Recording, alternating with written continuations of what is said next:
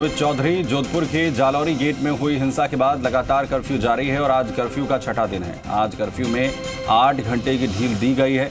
सुबह 9 बजे से 5 बजे तक कर्फ्यू में छूट है और रात 12 बजे तक कर्फ्यू जारी रहेगा। इसके साथ ही जल्द इंटरनेट भी शुरू किया जा सकता है। तो वहीं अब तक हिंसा को लेकर 31 मुकदमे दर्ज किए गए हैं, जिसमें 31 लोगों को गिरफ्तार किया गया है। वहीं 251 लोगों को शांति भंग के तहत गिरफ्तार किया गया है। तो आज जोधपुर में जो राहत है कर्फ्यू में वो दी गई है। इस छूट को कल 4 घंटे दिया गया था और आज से बढ़ाकर 8 घंटे का जो है वो कर दिया गया है। सुबह 9 बजे से 5 बजे तक ये छूट रहेगी शाम के। इसके अलावा कई गिरफ्तारियां जो हैं वो भी यहां पर की गई हैं। हालात जो हैं वो लगातार सामान्य हो रहे हैं। शरद जुड़ रहे हैं खबर पर जानकारी के साथ। जी मीडिया संवाददाता, सुबह 9 बजे जो है वो कर्फ्यू में राहत जो है वो दी गई थी। शरद, किस तरीके से जो लोग हैं वो कर्फ्यू में अब राहत महसूस कर रहे हैं, घरों से किस तरीके से निकल रहे हैं तमाम लोग? देखिए, 9 बजे से जैसे ही कर्फ्यू में राहत दी गई, बाजार में दुकानें खुलने लगी थी। उसके बाद में अब लोगों की आवाजाही शुरू हो गई है। लोग घरों से बाहर निकल रहे हैं। कई दिनों से लोग घरों में कैद थे।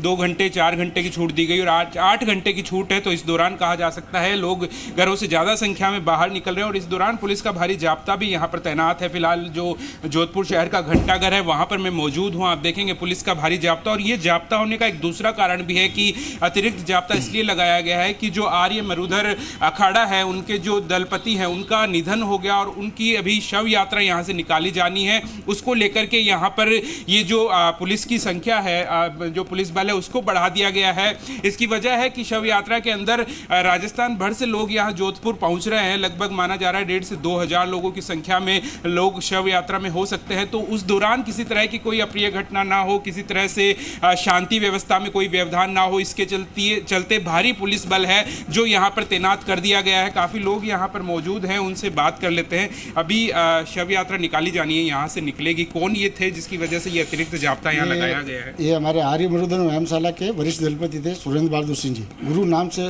जोधपुर में फेमस थे। पहला अखाड़ा है, करीब 70 साल पुराना अखाड़ा है, व्यायामशाला है, जहाँ निःशुल्क व्यायाम करते हैं सारे बच्चे। जितने भी बड़े राष्ट्रीय स्तर के, राज्य स्तर के, जिला स्तर के खिलाड़ी यहाँ पावर लिफ्टिंग, वेट लिफ्टिंग में निकले हैं, कुश्ती में निकले हैं, बॉक्सिंग में निकले हैं। उनके सम्मान के लिए आज भी हमारे गुलाब सागर स्थित व्यायामशाला में उनको शव रख के श्रद्धांजलि अर्पित करेंगे। आप यहीं पर रहते हैं, रोजाना क्या इतनी सुरक्षा व्यवस्था यहाँ दिखाई देती है? 2 दिन में लगातार छूट दी गई थी, आज ज़्यादा देखी जा रही है? नहीं, कर्फ्यू के दौरान आज जो सारी पुलिस प्रशासन की व्यवस्थाएं हैं, ऐसी माकूल व्यवस्था जीवन में पहली बार देखी है।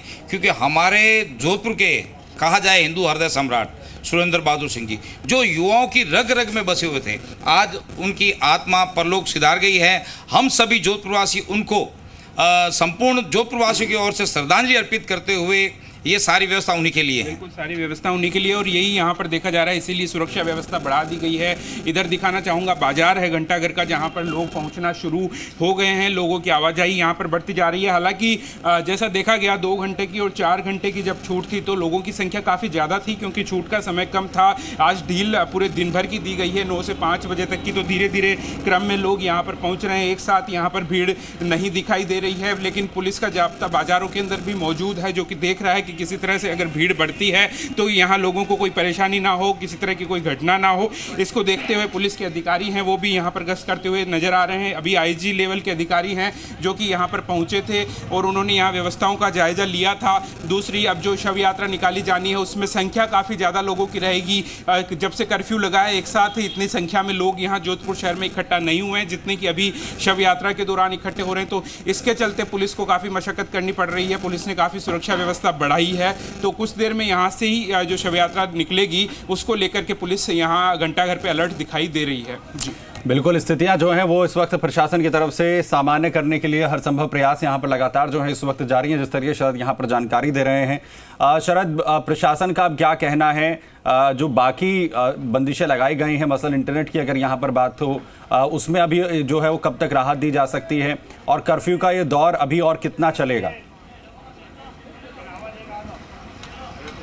जैसे हमने देखा, सबसे पहले 2 घंटे की डील दी गई, फिर 4 घंटे और आज 8 घंटे कर दिए गए हैं। तो यानी माना जा सकता है कि कल इस डील को 12 घंटे तक बढ़ाया जा सकता है और मंगलवार तक इस कर्फ्यू को हो सकता है कि केवल रात के लिए जारी रखा जाए, दिन में पूरी तरह से इसे ख़त्म कर दिया जाए। जो दुकानें हैं वो भी, अगर अभी बात की जाए तो किराना की, फल सब्जी, दूध, इस तरह की दुकान या ऑप्टिकल, इन्हीं को छूट दी गई है। उसके अलावा सभी तरह की दुकानें बंद हैं। दूसरी तरफ मैं दिखाऊंगा, ये जो बाकी बाजार है फिलहाल यहाँ पर बंद नज़र आ रहा है। इस बंद होने का वजह यह है कि सभी तरह की दुकानों को भी खुलने की छूट डील में भी नहीं दी गई है। तो ये हो सकता है कि कल से बाकी दुकानों को भी जो डील का समय बढ़ाया जाए उसमें छूट दे दी जाए। जो इंटरनेट है वो अनिश्चित काल के लिए फिलहाल बंद रखा गया है। तो अगर स्थितियां कल तक सामान्य देखने को मिलती है तो उसे लेकर के फैसला लिया जा सकता है। शाम को जिला कलेक्टर जैसे ही मीडिया को ब्रीफ करेंगे, तब तक हो सकता है उससे पहले शांति समिति की बैठक भी होना तय है, उसमें कुछ निर्णय लिए जाएं। अगर उसमें सारी चीज़ें सही नज़र आती है जोधपुर शहर में, क्योंकि जब से कर्फ्यू लगा है किसी तरह की कोई अप्रिय घटना नहीं देखने को मिली है पिछले 5 से 6 दिनों के अंदर, ऐसा ही सब कुछ चलता रहा तो इंटरनेट को भी जल्द शुरू किया जा सकता है। जांच को लेकर क्या स्थिति है शरद? फिलहाल जांच कहां तक इस पूरे मामले को लेकर पहुंची है? और कल क्योंकि खबर भी सामने आई कि जो एक के बाद एक घटनाएं अलग अलग जगहों पर, चाहे वो करौली की बात हो, अलवर की बात हो, जो है, और इसके बाद अब जोधपुर के जिस तरीके के हालात देखने को मिले हैं, ये जो तमाम स्थितियां हैं, इसे देखते हुए कमेटी का गठन जो है वो किया गया, उसे लेकर क्या अपडेट है और जो आगे जांच है वो किस तरीके से बढ़ाई जा रही है? पुलिस अपने स्तर पे, जो स्थानीय पुलिस है जोधपुर की, वो जांच करते हुए लोगों को गिरफ्तार कर रही है। जो लोग इसके अंदर उपद्रव के अंदर शामिल थे, 251 लोगों की अब तक गिरफ्तारियां इस पूरे मामले में हो चुकी है। सरकार की ओर से जो 3 अलग अलग मामले हुए, करौली, जोधपुर और भीलवाड़ा की बात करते हैं, तो इसको लेकर के 6 सदस्यों की जो एडीजी हैं बीजू जाट जोसफ, उनके नेतृत्व में एक SIT टीम गठित कर दी गई थी। वो टीम राजस्थान भर में जाँच करेगी। आज माना जा रहा है शाम तक यहाँ पर भी SIT की टीम आएगी जो आकर के यहाँ का दौरा करेगी, यहाँ के लोगों से बातचीत करेगी, जानने की कोशिश करेगी कि उपद्रव में क्या हुआ था। 1 महीने में तीनों जगह की रिपोर्ट बनाकर के जो टीम है वो सरकार को पेश करेगी। उसमें देखा जाएगा कि जो भी ये उपद्रव हुआ था कोई प्लान्ड वे में तो नहीं था, किसी योजनाबद्ध तरीके से तो नहीं बनाया गया था, या फिर बाहरी राज्यों से आकर के लोगों ने तो किसी तरह का कोई यहाँ पर उपद्रव नहीं मचाया। ये सारी चीज़ें जाँच के अंदर देखी जाएगी और उसके बाद में रिपोर्ट सरकार को 1 महीने बाद दी जाएगी। उसी से बाकी सारी चीज़ें स्पष्ट हो सकती है। जी, बहुत शुक्रिया शरद हमारे साथ जुड़ने के लिए, इस तमाम जानकारी के लिए। तो हालात सामान्य हो रहे हैं, लोगों की जिंदगी जो है पटरी पर लौट रही है। आज